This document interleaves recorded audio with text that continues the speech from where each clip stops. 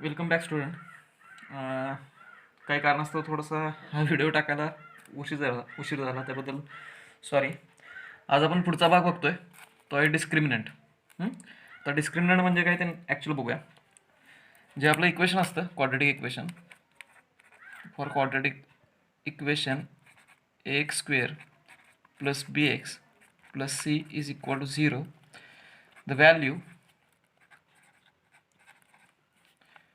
बी square minus 4ac, कुठली value b square minus 4ac, त्याला म्हटलं जातं डिस्क्रिमिनंट.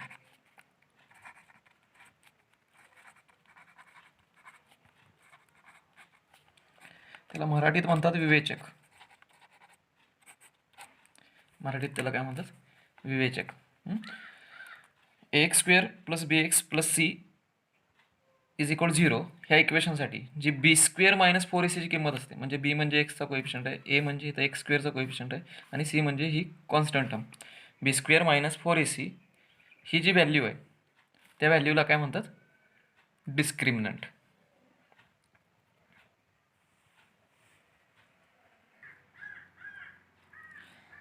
म्हणजेच आपण डिस्क्रिमिनंटची व्हॅल्यू म्हणू शकतो बी स्क्वेअर मायनस 4ac, की जी डेल्टानं डिनोट केली जाते. इथं डेल्टा म्हणजे ट्रायंगल घेतला जातो,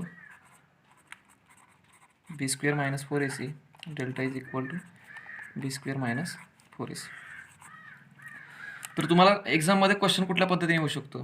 तर क्वेश्चन असं येऊ शकतो, find the value of the discriminant of the given equation. मराठीत काय तर विवेचकाची किंमत काढा, या पद्धतीनं प्रश्न येऊ शकतो. मराठीवाल्यांना प्रश्न येईल विवेचकाची किंमत काढा. उदाहरणार्थ मी एक इक्वेशन घेतो. इक्वेशन आहे 2y square minus 5y plus 10 is equal to 0. जेव्हा तुम्ही सोडवणार आहे ते पहिल्यांदा गिवन इक्वेशन लिहून घ्या. गिवन इक्वेशन येईल दिलेलं 2y square minus 5y plus 10 is equal to 0. Compare करून ए बी सीच्या व्हॅल्यू लिहून घ्यायच्या. कम्पेअर करणार आपण आणि ए बी सीच्या व्हॅल्यू लिहून घेणार आहे. मी तर लिहितो compare above equation with. Compare कशावर करू? वायमधलं इक्वेशन आहे तर a y square plus b y plus c is equal to 0. A b सीच्या किमती काय येतील? एची किंमत येईल 2, बीची किंमत येईल -5 आणि सीची किंमत काय येईल 10. तर ए बी सीच्या 3 किमती मिळाल्या आपल्याला. आता आपण कशाची किंमत काढू? डिस्क्रिमिनंटची.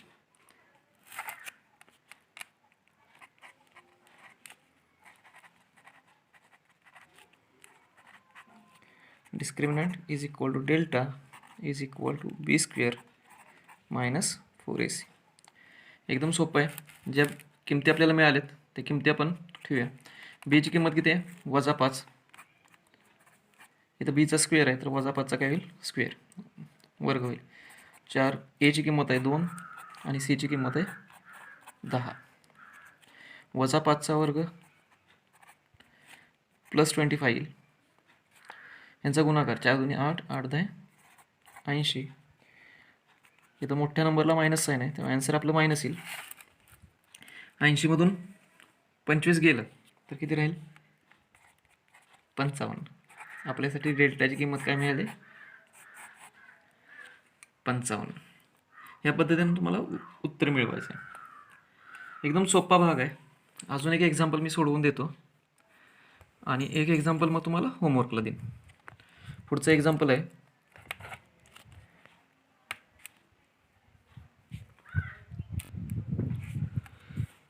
दुसरं एक्झाम्पल आहे वर्गमुळात 2 x वर्ग अधिक 4x अधिक 2 वर्गमुळात 2 बरोबर 0. इथं पण आपण पहिल्यांदा कम्पेअर करून घेऊया. Compare above equation with. आता हे एक्स मधलं इक्वेशन आहे तर कम्पेअर आपण कशावर करू?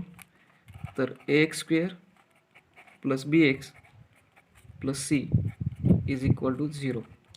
एची किंमत काय येईल वर्गमुळात 2 square root of 2 root 2. B is equal to काय 4 आणि सीची किंमत किती आहे 2 रूट 2. आता आपण कशाची किंमत काढणार आहे डिस्क्रिमिनंटची. डेल्टा इज इक्वल टू काय असतं बी स्क्वेअर मायनस 4ac. आता किमती ठेवूया. बीची किंमत किती आहे 4, 4चा स्क्वेअर मायनस 4 तसंच. एची किंमत किती आहे अंडर रूट 2 आणि सीची किंमत किती आहे 2 रूट 2. आता 4चा स्क्वेअर किती येईल 16 मायनस इथं जे रॅशनल नंबर आहेत 4 आणि हे 2 त्यांचा गुणाकार पहिल्यांदा करून घेऊ आपण.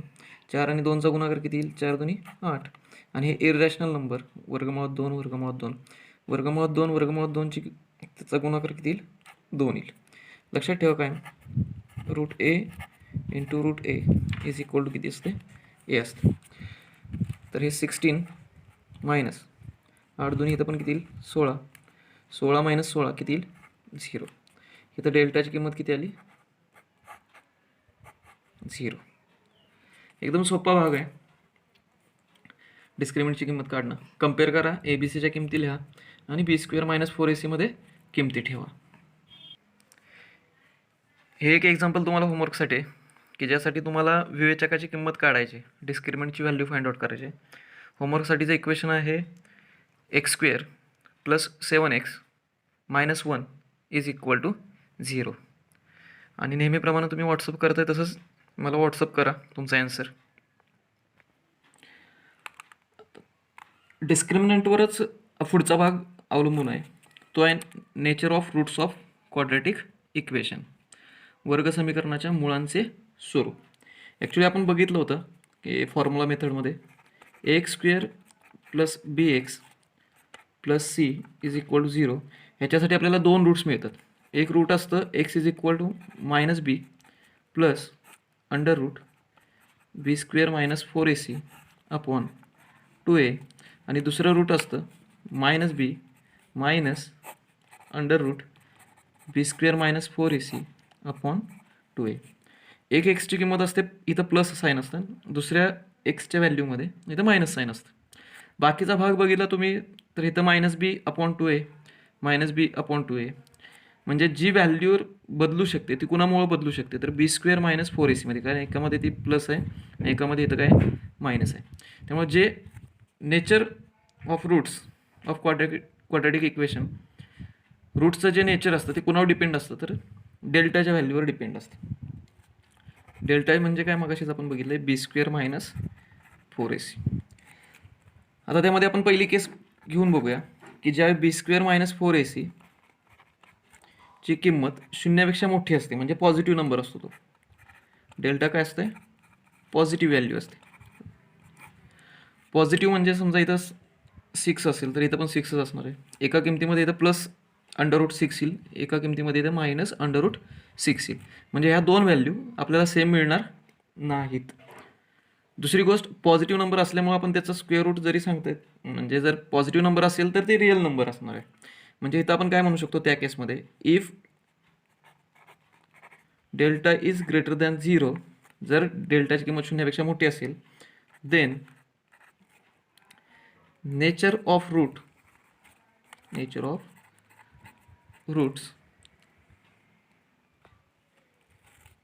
is real and unequal.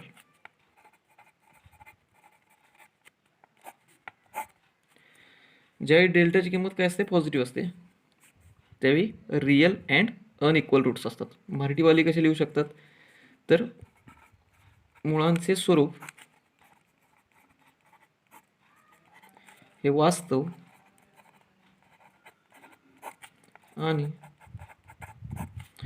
असमान असतं. दोन्ही किमती वास्तव असतील पण त्या असमान असणार आहेत. म्हणजे इथं जी किंमत असेल ती इथं किंमत असणार नाही, दोन्ही किमती वेगवेगळ्या मिळतील. दुसरा भाग काय असू शकतो तर बी स्क्वेअर मायनस 4ac याची किंमत 0 असू शकते. म्हणजेच डेल्टा इज इक्वल टू काय असणार 0 असणार. ती पॉझिटिव्ह पण नाही आणि निगेटिव्ह पण नाही, तर डेल्टाची किंमत काय असणार आहे? 0 असणार आहे. अशा केसमध्ये काय असतं आहे? If delta is equal to 0 then आपण इथं बघू शकतो, जर ही किंमत 0 असेल, ही किंमत काय असेल? 0 असेल, तर ही पण किंमत 0 असणार आहे.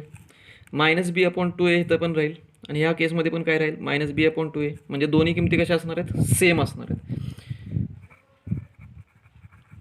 Nature of roots is real and equal. दोन्ही केसमध्ये रूट्स कसे असणार आहेत? रियल असणार आहेत. पहिल्या केसमध्ये पॉझिटिव्ह नंबर असेल तर अनइक्वल रूट्स. जर डेल्टाची किंमत 0 असेल तर रूट्स कसे असतील? इक्वल असतील. दोन्ही एक्सच्या किमती कशा असणार आहेत? समान असणार आहेत. तिसरी केस काय असू शकते? तर b² - 4ac ही किंमत 0पेक्षा काय असेल? लहान असेल. म्हणजेच डेल्टाची किंमत काय असणार आहे? निगेटिव्ह असणार आहे. डेल्टाची किंमत काय असणार आहे? निगेटिव्ह. मग या केसमध्ये काय होईल? If delta is less than 0 then roots are not real. ते रूट्स रियल असत नाहीत. मराठीवाले इथं कसं लिहू शकतात? तर मुळांचे स्वरूप